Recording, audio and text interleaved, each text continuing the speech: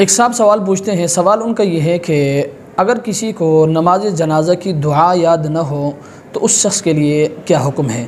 ان کا کہنا یہ ہے کہ نماز جنازہ کے وقت اکثر لوگوں کو یہ دیکھا جاتا ہے کہ وہ ایک طرف ہو کر کھڑے ہو جاتے ہیں۔ ان سے پوچھنے پر وہ بتاتے ہیں کہ ہمیں نماز جنازہ کی دعا یاد نہیں ہے، تو ایسے لوگوں کے لیے کیا حکم ہے؟